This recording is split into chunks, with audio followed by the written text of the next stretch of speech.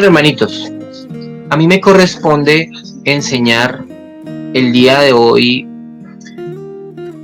la disciplina en la iglesia. Hoy, para los que pertenecen al curso de membresía, muy importante que no vayan a perderse ninguna de las clases que vamos a tener acerca de la disciplina en la iglesia, y también para todos los que sean miembros de acá de la iglesia.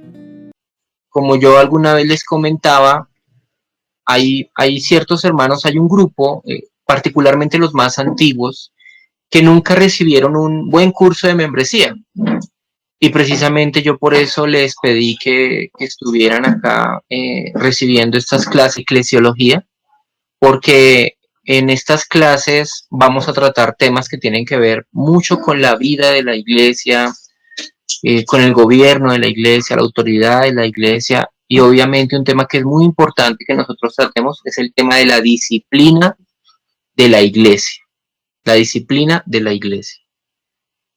Freddy Vargas, en las clases anteriores, estuvo enseñando acerca de la autoridad que tiene la iglesia.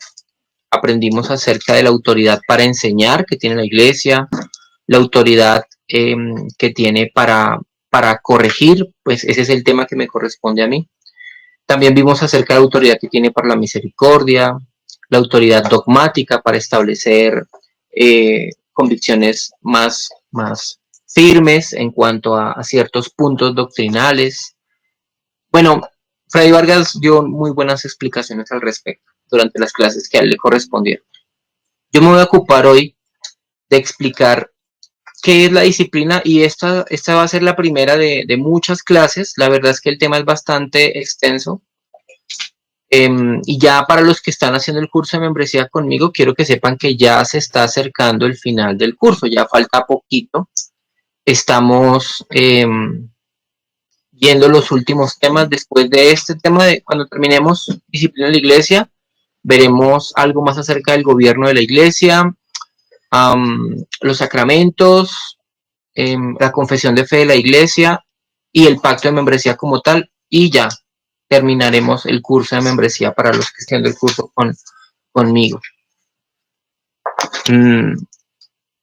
Entonces, pues yo acá traté de poner el tablero. Vamos a ver si funciona. Bueno, entonces vamos a estudiar ese tema muy importante de la disciplina de la iglesia y vamos a comenzar diciendo algunas cosas al respecto. Lo primero que quiero decirles es esto. Ser un hijo de Dios incluye, por supuesto, ser disciplinado por Dios. Ser un hijo de Dios incluye ser disciplinado por Dios. Y ser miembro de una iglesia ser miembro de una iglesia también incluye someterse a la disciplina de esa iglesia. ¿Por qué? Bueno, si yo digo que soy un hijo de Dios y pertenezco a la familia de Dios, Dios debe disciplinarme porque soy su hijo. Dios debe disciplinar a los de su casa. El juicio de Dios comienza por su propia casa. Bueno, ¿cómo Dios me va a disciplinar a mí? ¿De qué manera Dios va a tratar con mi pecado? Dios usa medios según su providencia para tratar con mi pecado. Dios puede usar incluso las leyes civiles, las autoridades civiles, para juzgar mi pecado, para tratar con mi pecado. Pero Dios también tiene un instrumento principalmente para tratar con el pecado de los cristianos, y es la disciplina al interior de la iglesia. Bueno, si una iglesia dice que es una iglesia cristiana, pero no tiene procesos disciplinarios, no tiene, no tiene mecanismos para corregir el pecado de sus miembros, pues esa iglesia no es muy bíblica que digamos. La disciplina en la iglesia es una característica muy importante de cualquier iglesia que sea bíblica. Yo creo que todos ustedes, bueno, la mayoría de los que están en la iglesia han salido de de alguna iglesia carismática, alguna iglesia pentecostal, y yo creo que han visto cosas que a su juicio estaban mal hechas, aunque exactamente no se sabía qué era lo que estaba mal allí. Por ejemplo, pasó, yo creo que a muchos de ustedes, bueno, les pasó en las iglesias en las que estaban, que de repente un día, a ver, digamos, alguien que cantaba bonito o que tocaba una guitarra muy bien, de repente llegó a la iglesia, el pastor lo escuchó cantar y de una vez lo montó al púlpito y lo puso a cantar frente a todos. Y al principio eso parecía la última revelación del momento. Ese muchacho cantaba muy bonito y tocaba la guitarra espectacular y lloraba cuando tocaba la guitarra.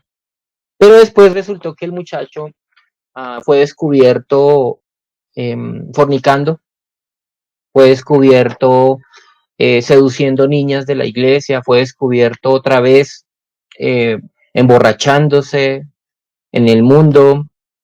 Y así como el muchacho entró, así el muchacho se fue y la iglesia quedó confundida. ¿Este muchacho era cristiano o no era cristiano? ¿Era cristiano y por eso sirvió en la iglesia? ¿O no era cristiano y por eso se fue al mundo?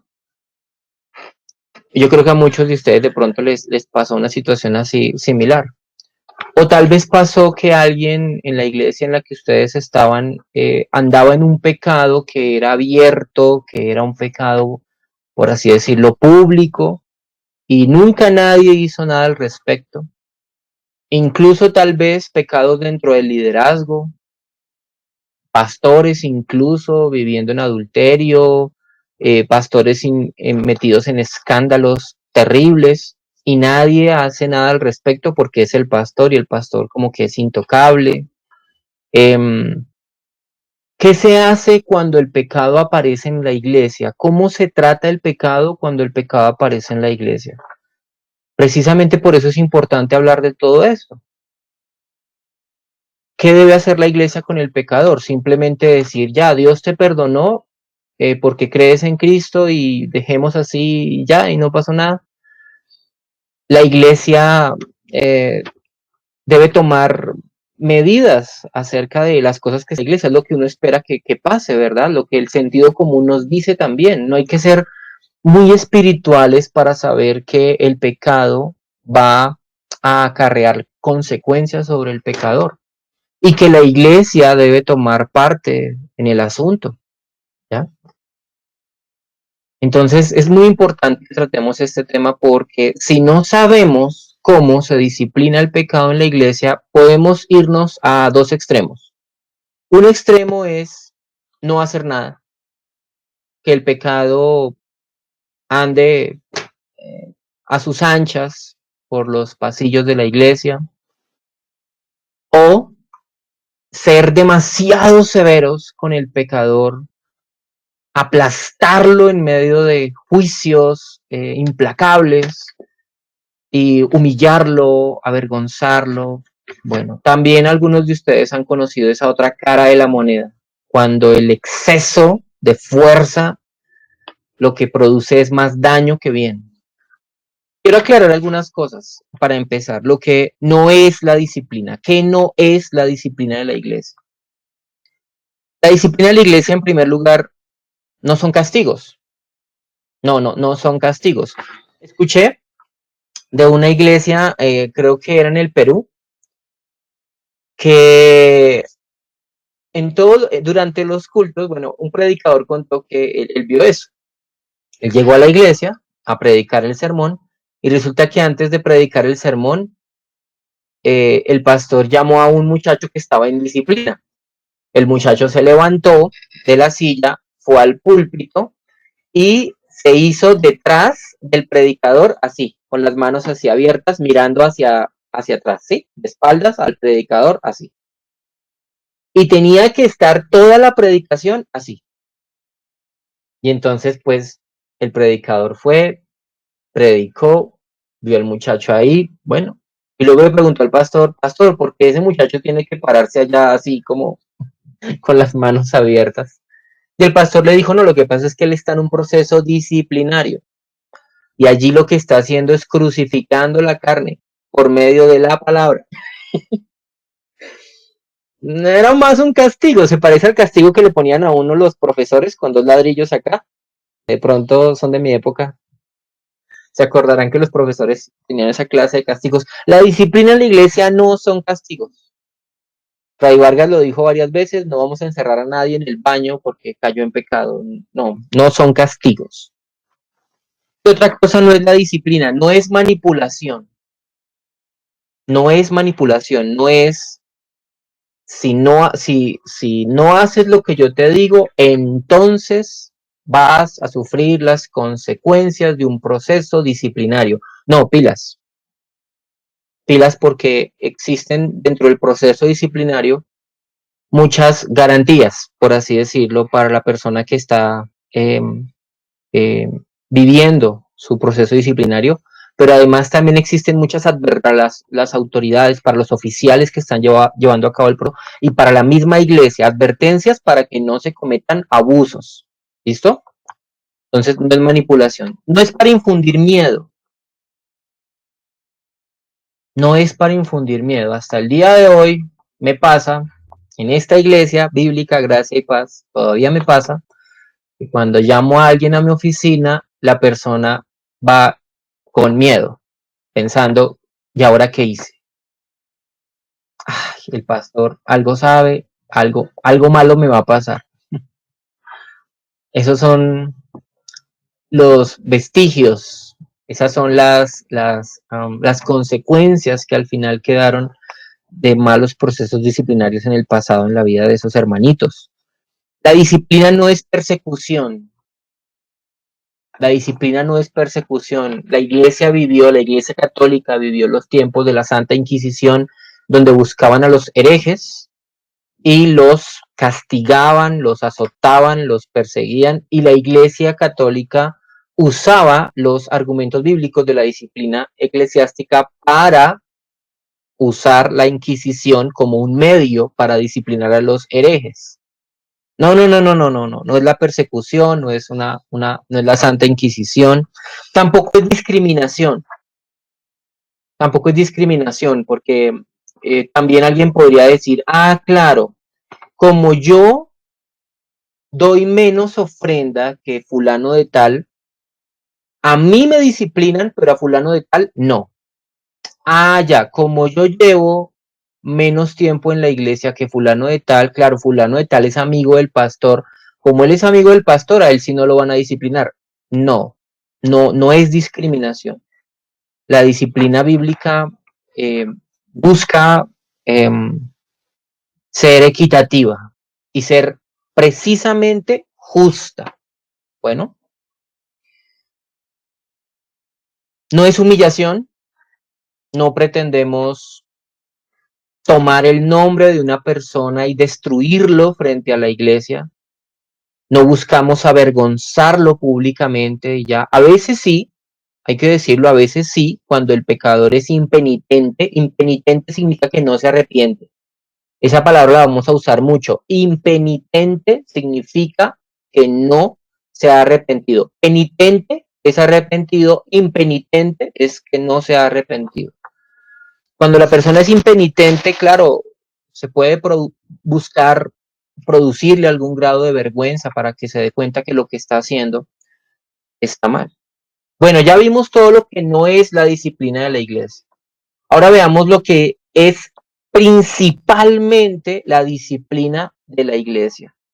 La disciplina en la iglesia es amor. Vamos a Hebreos 12:6. Hebreos 12:6. Este es un texto muy bonito. Yo creo que a muchos nos ha traído consuelo muchas veces porque nos muestra a Dios como nuestro Padre. Hebreos 12:6. Bueno, tenemos que ver desde el versículo 5. Y habéis ya olvidado la exhortación que como a hijos se os dirige diciendo, Hijo mío, no menosprecies la disciplina del Señor, ni desmayes cuando eres reprendido por él, porque el Señor al que ama disciplina y azota a todo el que recibe por hijo. Este texto es una cita de Proverbios, lo vimos hace 8 días precisamente. Dios al que ama disciplina y azota a todo el que recibe por hijo. Si soportáis la disciplina, Dios os trata como a hijos. ¿Por qué? Porque ¿qué hijo es aquel a quien el padre no disciplina? Pero si se os deja sin disciplina de la cual todos han sido participantes, entonces sois bastardos y no hijos. Por otra parte, tuvimos a nuestros padres terrenales que nos disciplinaban y los venerábamos. ¿Por qué no obedeceremos mucho mejor al Padre los espíritus y viviremos?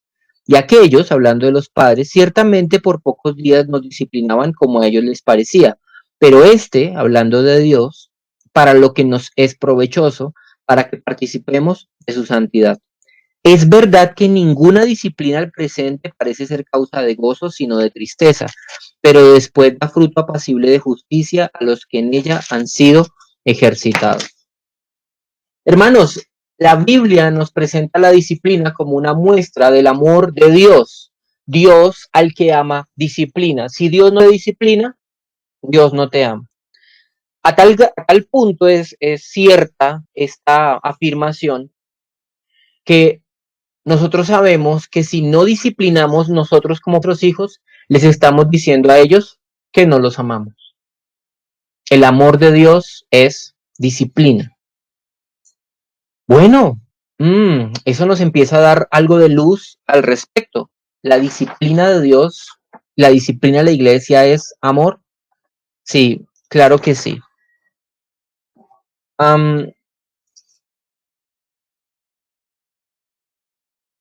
Quiero mostrarles en qué sentido es.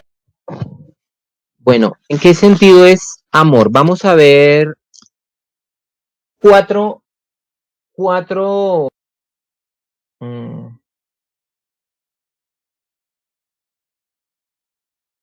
cuatro maneras o cuatro formas como este amor se manifiesta por medio de la disciplina.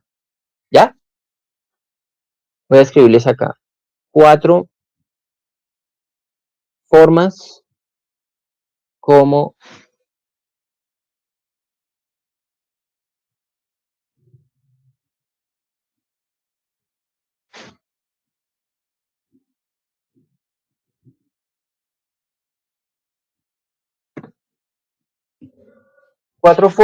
el amor se manifiesta en la disciplina de la iglesia.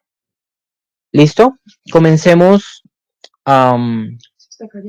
Comencemos por las personas principalmente que están involucradas dentro del proceso. Entonces, esto es amor por el pecador. Si es un hermano el que está pecando, si es un cristiano el que está pecando, y yo le llamo la atención acerca de su pecado y corrijo su pecado, entonces yo le estoy diciendo, con eso te amo. Yo amo a mi hermano cuando le muestro a mi hermano que lo que está haciendo está mal. No es amor pasar hacer de cuenta que no está pasando nada. No, eso no es amor. Algunas veces hay que pasar alto las faltas, pero cuando las situaciones se vuelven repetitivas, cuando la cosa es evidente, cuando no hay arrepentimiento, es necesario llamar al pecador al arrepentimiento, y llamar al pecador al arrepentimiento es amarlo. ¿Bien?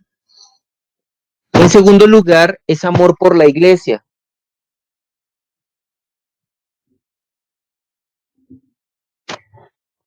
¿Por qué es amor por la iglesia? Porque muchas veces cuando nosotros sacamos a la luz, bueno, no, cuando Dios saca a la luz el pecado y nosotros tratamos con ese pecado que Dios sacó a la luz, los más débiles en la fe quedan advertidos y temen y se dan cuenta que Dios toma en serio la santidad. Además, pudiera pasar que una persona dentro de la iglesia estuviera buscando hacerle daño a la iglesia. Yo durante el curso que vamos a tener de aquí en adelante les contaré casos que son. Se les está cortando mucho.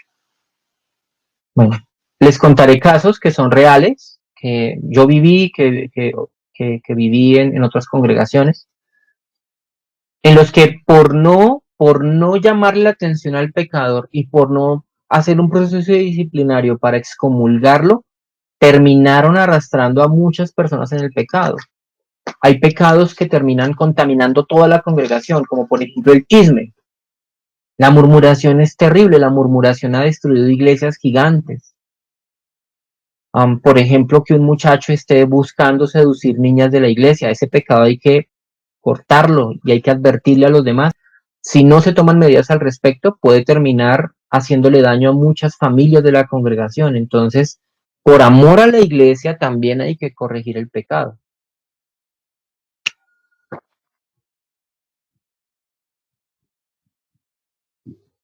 Amor por el mundo. ¿Cuál mundo? El mundo que nos rodea, las personas que no son cristianas, las personas que nos observan. Las personas del mundo tienen que saber que la iglesia quiere tener un buen testimonio delante de ellos. Por amor a los perdidos es que también hacemos eso para que el testimonio de la iglesia quede en alto, para que ellos puedan ver que los cristianos somos diferentes, que aunque pecamos, Dios trata con nuestro pecado. Es importante que la gente del mundo también vea eso. Y por último, y más importante que todos estos, aunque lo puse de último, es el más importante, amor por Cristo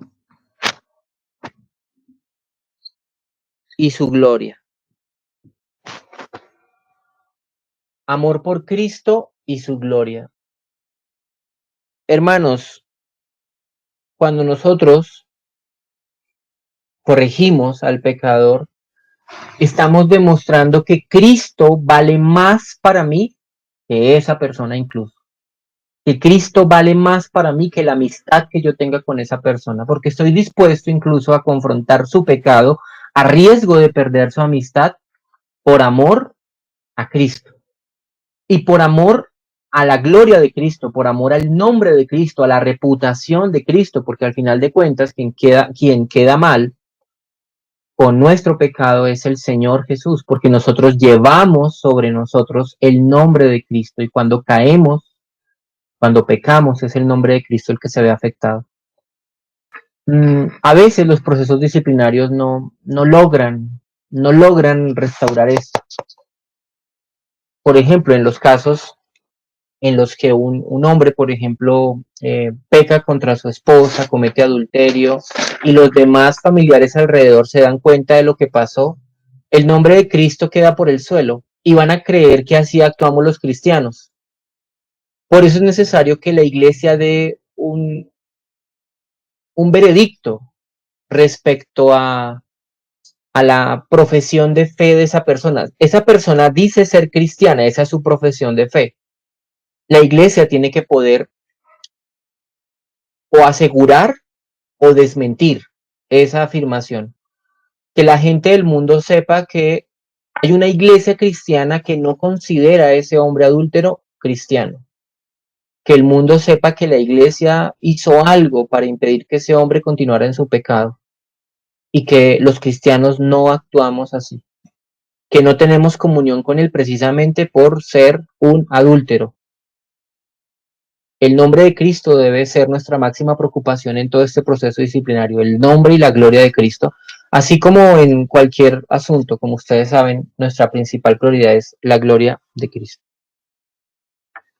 Bien, voy a borrar aquí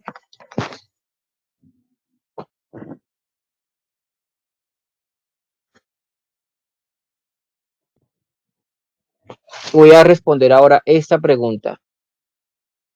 ¿Por qué se debe,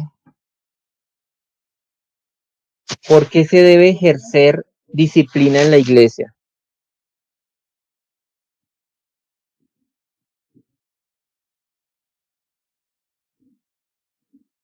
Bueno, yo ya hablé un poquito de eso, ¿no? Acerca del amor, las razones bíblicas que tenemos en cuanto al amor para disciplinar en la iglesia, pero hay más razones.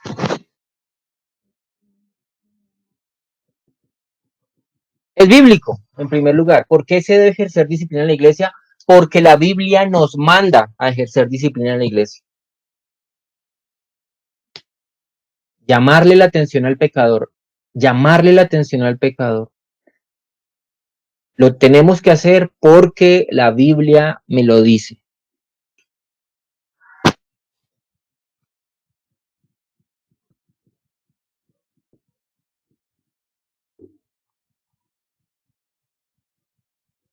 Es una extensión del Evangelio. ¿Cómo así que es una extensión del Evangelio? El Evangelio no son solamente conceptos abstractos que no se puedan aplicar a la vida diaria, no. El Evangelio se aplica y una de las maneras de aplicar el Evangelio es aplicarlo mediante un proceso disciplinario para corregir el pecado de aquel que no se ha arrepentido y que es miembro de una iglesia. Otra razón, promueve la salud de la iglesia. ¿A qué salud nos referimos? Obviamente a la salud espiritual de la iglesia. La disciplina bíblica formará iglesias saludables, iglesias sanas, no solamente en su doctrina, sino en su conducta. ¿Ya? Voy a borrar porque los de internet no me van a poder ver todos acá. Otra razón por la cual hay que hacer, otra razón de por qué la disciplina debe ser ejercida en la iglesia es este.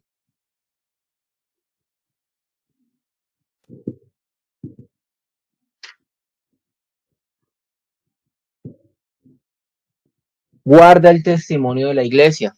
De eso ya hablamos un poquitico. Otra razón,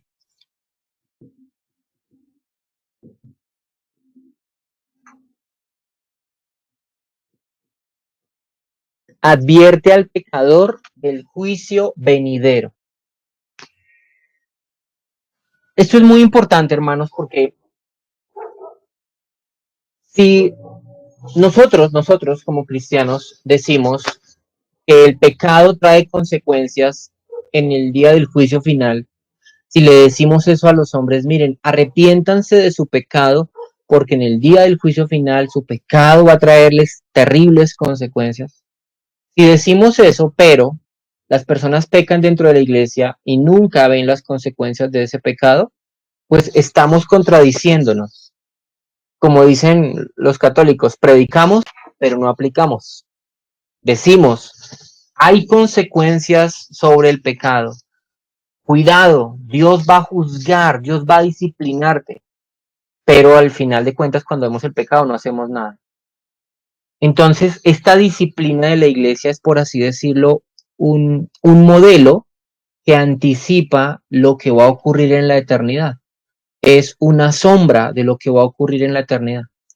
Por eso es importante estarle advirtiendo a los pecadores dentro de la iglesia, eso que usted está haciendo está mal. Y si no se corrige y si no se arrepiente, va a sufrir las consecuencias de ese pecado.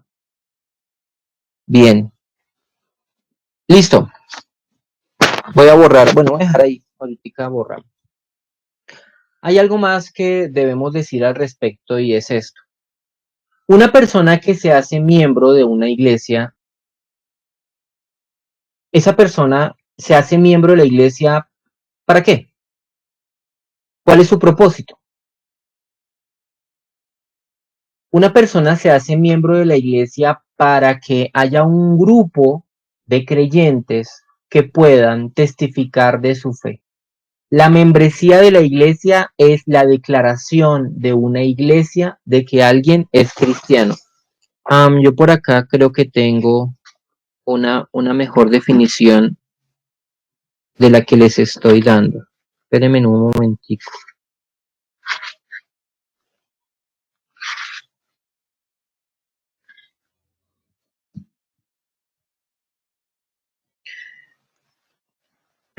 Voy a copiarles esa definición, ¿listo? De lo que es la disciplina, la membresía de la iglesia. ¿Qué es ser miembro de una iglesia? Ser miembro de la iglesia obviamente no es como ser miembro de un club, donde yo me hago miembro y me salgo cuando yo quiera, no, sino que ser miembro de la iglesia demanda un compromiso de parte del que se hace miembro y de parte de la congregación que lo recibe. Pero principalmente esto es la membresía de la iglesia. Voy a ponerles acá. Membresía de la iglesia.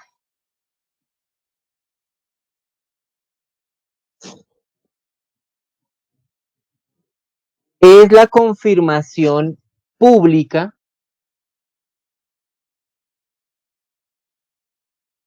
que hace la iglesia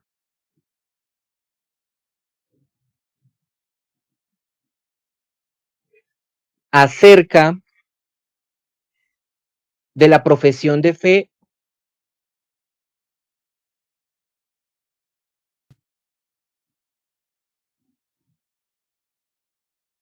de una persona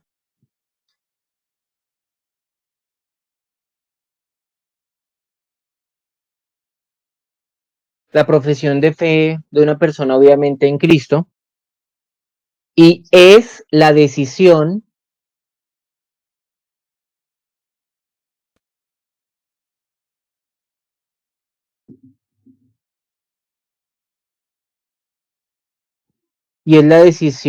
de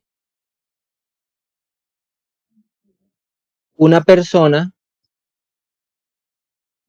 de someterse a la supervisión de la iglesia. Ahí se alcanza a ver, sí. Membresía de la iglesia es la confirmación pública que hace la iglesia acerca de la profesión de fe de una persona y es la decisión de una persona de someterse a la supervisión de la iglesia. A los que están haciendo el curso en membresía les pido el favor, bueno, y a todos los miembros, les pido el favor que se aprendan, se memoricen esta definición, porque esto es ser miembro de una iglesia. La membresía es la confirmación pública que hace la iglesia acerca de la profesión de fe de una persona y es la decisión de una persona de someterse a la supervisión de la iglesia. Tiene dos partes esa definición. La primera parte tiene que ver con la iglesia que recibe a esa persona. Cuando una persona dice yo creo en Jesús, bueno, dice que cree en Jesús. ¿Y cómo sabemos que su fe es verdadera? ¿Cómo sabemos que realmente Dios hizo algo en su vida? ¿Cómo sabemos que realmente es un creyente? Existen cuatro testimonios, cuatro testigos que me pueden dar a mí seguridad de la salvación. Cuatro. Dos son subjetivos y los otros dos son objetivos. Ya de esto había hablado con los del curso de membresía, pero es bueno que todos ustedes lo escuchen. ¿Cuáles son esos cuatro testigos? No voy a borrar porque me imagino que están copiando todavía, pero son estos cuatro. Cuando una persona dice que cree en Cristo, va a recibir, según la palabra de Dios, un testimonio en su espíritu por medio del Espíritu Santo. El Espíritu Santo testifica a nuestro espíritu de que somos hijos de Dios. La persona va a tener por dentro la certeza, la seguridad de que es cristiano mediante ese testimonio que el Espíritu Santo produce en su vida. Sin embargo, ese testimonio es subjetivo, es decir, depende de la percepción de la persona. No es tan absoluto. ¿Por qué? Porque hay personas que también pueden engañarse a sí mismos, engañar su conciencia creyendo que es el Espíritu Santo el que les está dando esa seguridad cuando no lo es. Ese testimonio es subjetivo. Hay otro testimonio que es subjetivo. O sea, estos cuatro testimonios son reales, son verdaderos, pero dos son subjetivos y dos son objetivos. Otro testimonio subjetivo es el testimonio que está en las escrituras. Pastor, ¿cómo va a ser subjetivo?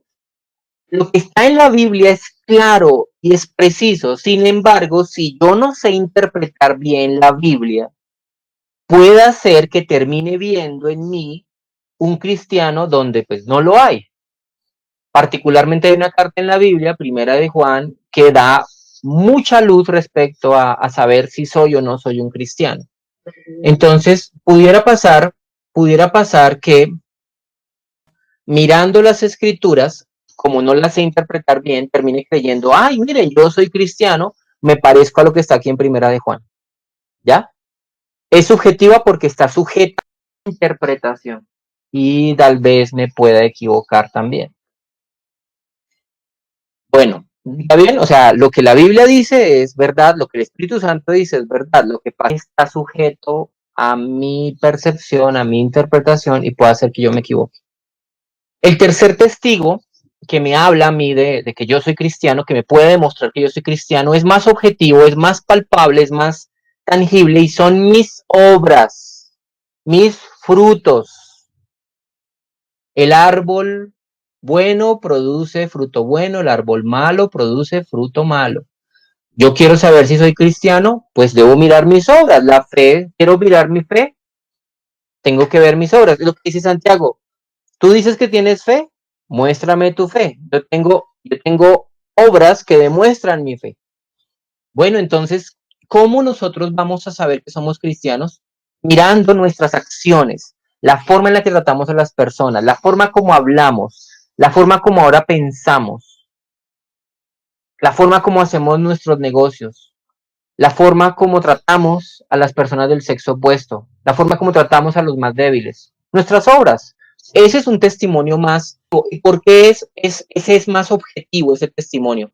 Porque ese testimonio puede ser verificado por otras personas a mi alrededor. Ya no depende solo de mi interpretación, sino que hay otras personas alrededor que pueden decir, sí, yo veo en Sergio Hernández un cristiano. Y precisamente ese es el cuarto testimonio, que también es subjetivo, el testimonio de la iglesia. El testimonio de la iglesia.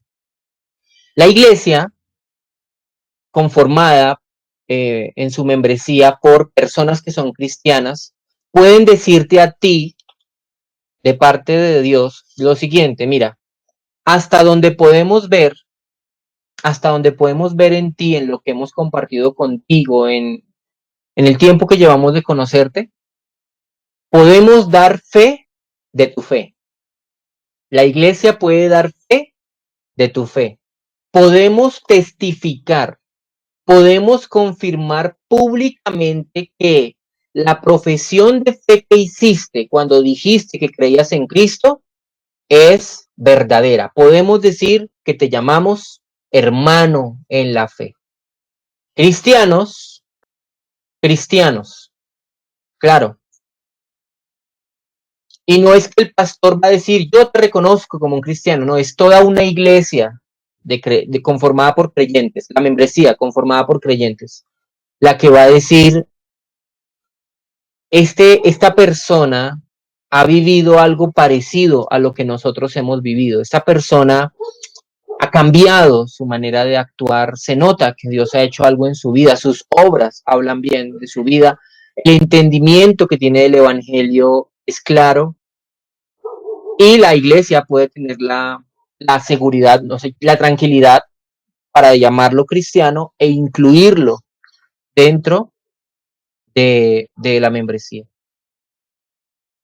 Ya vimos que es importante porque este testimonio, esta confirmación de la iglesia es lo que puede brindarle a esa persona esa seguridad también de la salvación. Y una persona que logra reunir estos cuatro elementos, estos cuatro testigos, va a tener una mayor seguridad de la salvación que una persona que simplemente dice, yo soy cristiano y ya, yo creo que soy cristiano, yo creo en Cristo y ya. No. ¿Ven ustedes lo importante que es esto? La definición, como les dije, tiene dos partes. La primera parte tiene que ver con la confirmación que hace la iglesia, la segunda parte con la decisión que toma la persona. ¿Cuál decisión toma la persona? La decisión de someterse a la supervisión de la iglesia. Todos los que están haciendo curso de membresía tienen que recordar que ustedes están aquí haciendo curso de membresía para someterse, no para agregarse. No es un club. La iglesia no es un club donde yo llego y me agrego y el día que ya no me gusta simplemente me voy. No, no, no, no, no. Están tomando la decisión de someterse a la supervisión de la iglesia. Están dispuestos a rendir cuentas de sus vidas a un grupo de cristianos para que ese grupo de cristianos pueda seguir diciendo que ustedes son cristianos. Es claro, ¿cierto? Creo que es sencillo, tiene mucho sentido común, además. Hay que hacer acá una aclaración. Pastor, y si de repente un día yo ya no quiero ser miembro de la iglesia, tienes que explicar por qué ya no quieres ser miembro de la iglesia. ¿Vas a dejar de ser miembro de la iglesia porque descubriste que aquí en la iglesia no estamos predicando fielmente el evangelio? ¿Porque descubriste que hay pecado aquí en la congregación que no se está tratando? ¿O simplemente te vas a ir de la iglesia porque quieres probar en otra iglesia donde haya la música que a ti sí te gusta, donde haya, no sé, más jóvenes, donde te puedas sentir de pronto más cómodo? Esas son razones bastante irresponsables, porque estás desconociendo que un grupo de hermanos te extendió la mano a ti y te dijo, te llamamos hermano, y estás aquí bajo nuestro cuidado de ahora en adelante. Puede pasar también que una persona se le llame a cuenta, se le diga, oye, ven, lo que tú estás haciendo es pecado, está mal, y lo que sigue es llamarte testigos. Y si no te arrepientes, se lo vamos a decir a la iglesia. Y que la persona diga, no, no hay ningún problema. Si es tanto problema que yo esté aquí en la iglesia, entonces yo renuncio a la membresía y ya no soy miembro de la iglesia. He tomado esa decisión. Si la persona, si la persona toma la decisión de renunciar a la membresía de la iglesia, esa persona debe ser excomulgada de inmediato. Y no es lo mismo renunciar a la membresía que ser excomulgado. Cuando la persona es excomulgada porque quiere renunciar en medio de un proceso disciplinario, lo que la iglesia está diciendo es esto: ya no podemos afirmar públicamente que este es un creyente, ya no podemos decirlo. Por tal razón, debe ser excomulgado de la iglesia. ¿Y cómo sabemos que ya no podemos dar ninguna afirmación de que su fe es verdadera? Porque se está negando a someterse a la disciplina que la Biblia le manda. Está negando a someterse a algo que la Biblia le ordena y está prefiriendo su pecado, está escogiendo su pecado por encima de la membresía. Está escogiendo su pecado por encima de la palabra, por encima del evangelio, por encima de Dios. Está diciendo, muchas gracias por haber afirmado que yo era cristiano, pero me interesa más mi pecado, quédense con su evangelio, quédense con su Dios, yo me voy al mundo con mi pecado. Eso es lo que está diciendo. Así que por eso uno no puede simplemente decir, renuncias a la membresía. Si está en un proceso disciplinario, no puede renunciar a la membresía porque eso inmediatamente es un acto de excomunión de parte de la iglesia. La iglesia debe excomulgarlo. Lo que la persona debe hacer es someterse a la disciplina que la Biblia ordena. Bueno, todavía me quedan unos minuticos para estudiar un poquito más. A las 10:30 yo termino, 15 minuticos después comienza Jason, la alabanza, y de una vez comienza la predicación que le corresponde a él. Vamos a ver textos. El primer texto que vamos a ver, vamos a ver más. Mateo 18, versículo 15 en adelante. Mateo 18, versículo 15 en adelante. Este es el texto por excelencia a la hora de enseñar acerca de cómo tratar un proceso disciplinario.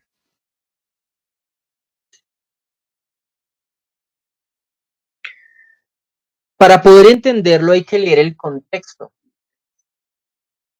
Antes de cómo se tratan los casos disciplinarios, Jesús cuenta la parábola de la oveja perdida. Pueden leerlo en el versículo 10.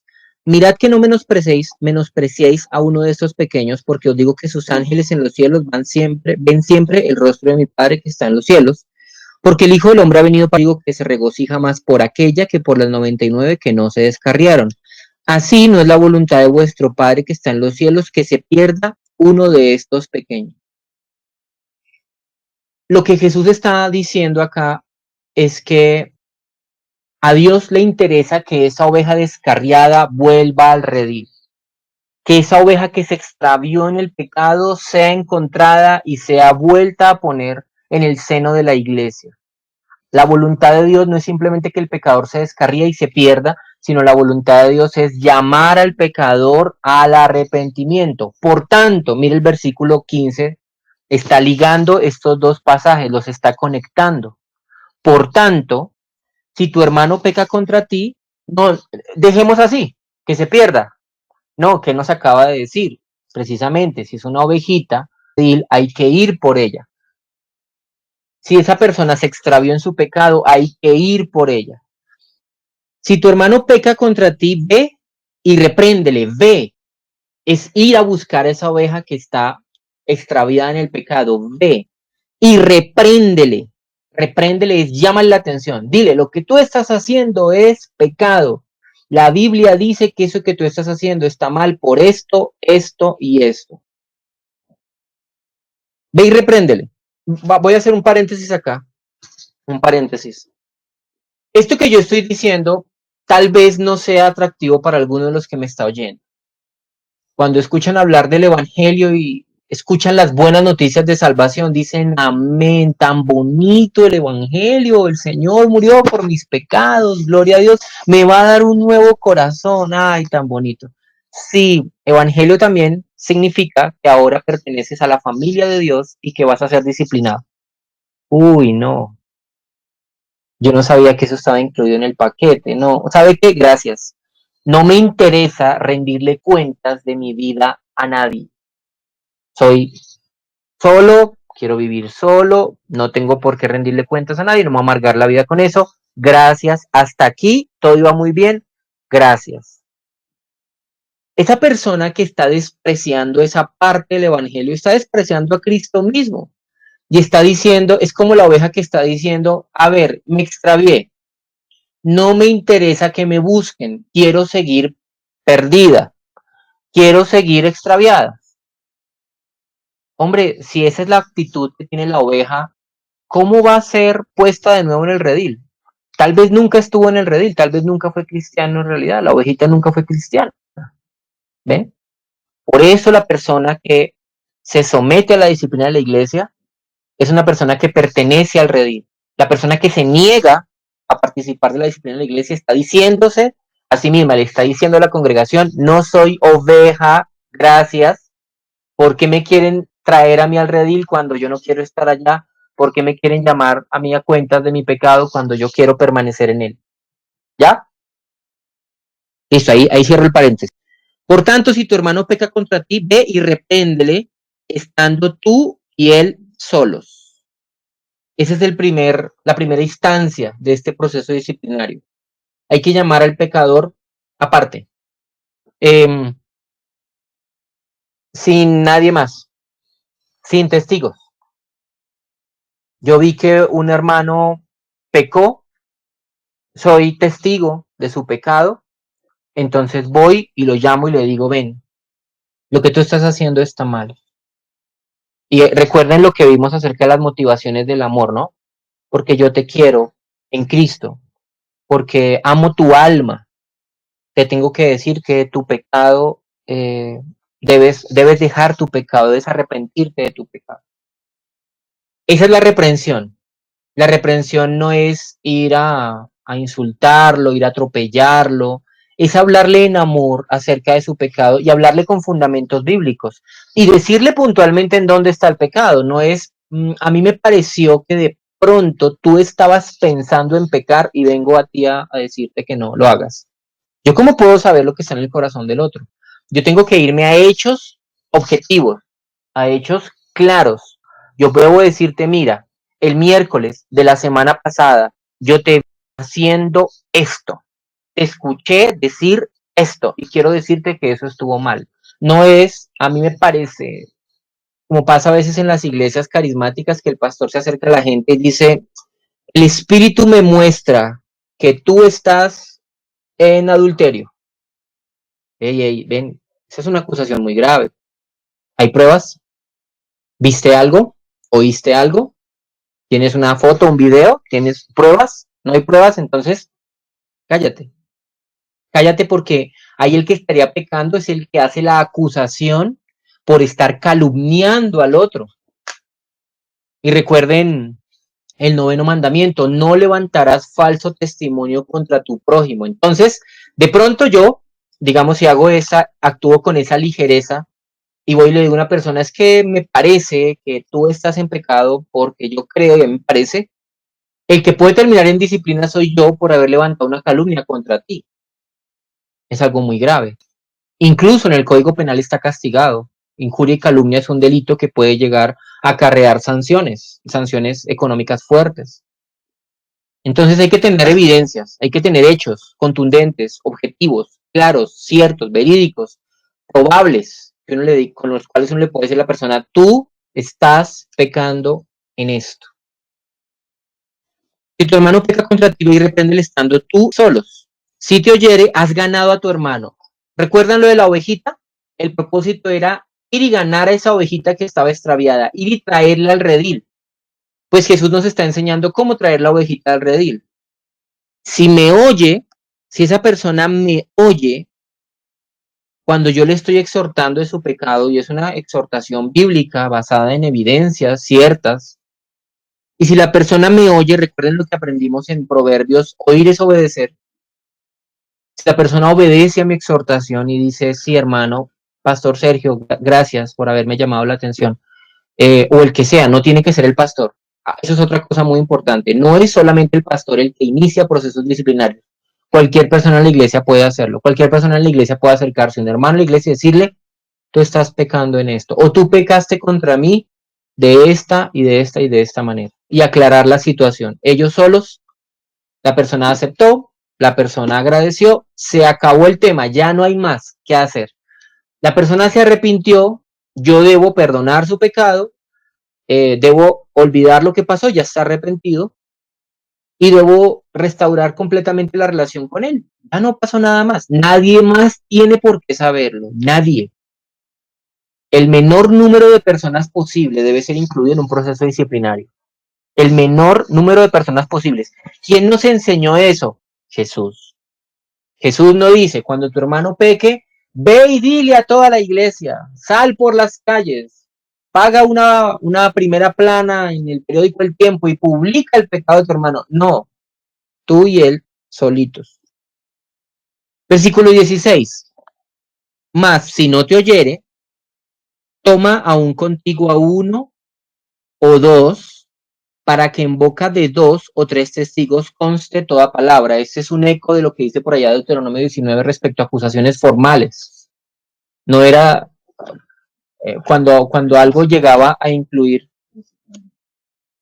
cuando alguien llegaba a escalar a un proceso legal que podía llegar a costarle la vida a una persona acusada en la ley de Moisés, era necesario traer testigos, no era simplemente decir, esta mujer adulteró y los testigos, este hombre robó y los testigos. ¿Mm? Toma un contigo a uno o dos para que en boca de los otros testigos conste toda palabra. Si no los oyere a ellos, ya vamos para allá. Estos testigos van a hablarle también al pecado. Es decir, yo no voy a buscar testigos para decirles, miren, yo quiero que ustedes estén presentes allí cuando yo le diga a esta persona esto. No, sino que el pecador debe oírlos a ellos. Eso es lo que dice el texto. Si no los oyere a ellos. ¿Por qué es importante ese detallito? Porque no es que yo voy a poner al lado tuyo para que escuchen lo que yo tengo que decirte. No. Yo, después de haber hablado contigo a solas, como no quisiste hacer caso, voy a reunir testigos que también te van a decir lo mismo. Y obviamente para que esos testigos te digan lo mismo es porque vieron lo mismo en ti.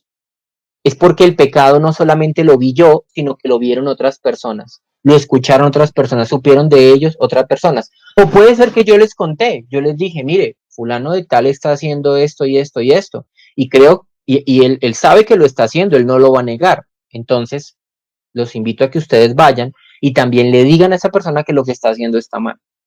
Bueno,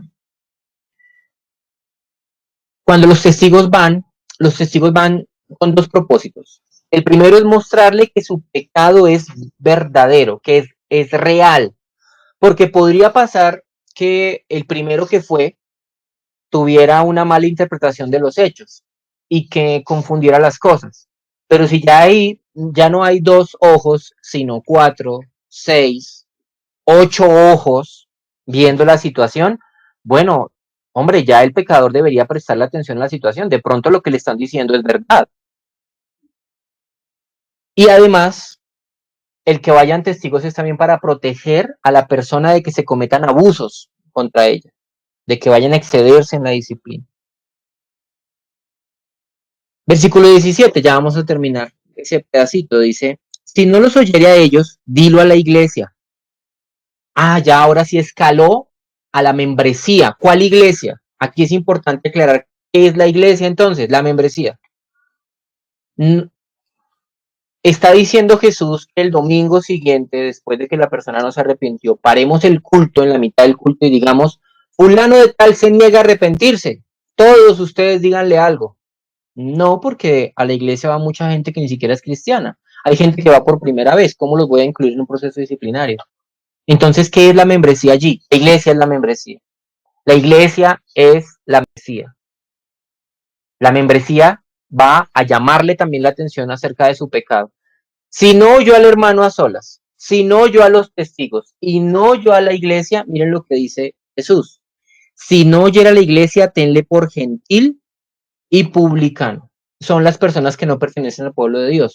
Los publicanos eran personas que aunque pertenecían a la nación judía, sin embargo estaban excluidos de la vida social y de la vida religiosa de los judíos porque ellos habían traicionado su nación y su religión al servirle a Roma, al imperio.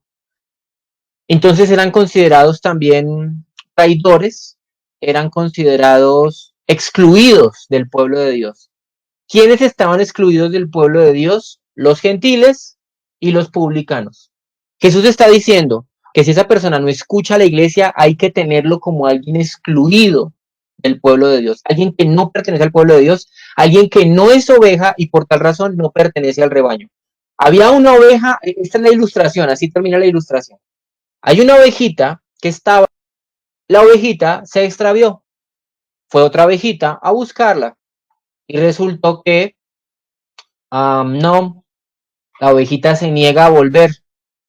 Entonces llamó otras dos ovejas. Vengan, ovejas, esta ovejita está que se va. ¿Qué le pasa? Está extraviada en el pecado. Las ovejas le dicen, oye, sí, estás mal. Entonces, no, la oveja se niega. Entonces llamamos a todo el redil de las ovejas, que sabemos que son ovejas, y le decimos, venga, usted que dice ser oveja, ¿por qué está perdida? ¿Por qué está extraviada? Y dice, no, déjenme a mí con mi vida tranquilo, déjenme a mí tranquilo. Y entonces, ¿qué pueden decir el resto de ovejas?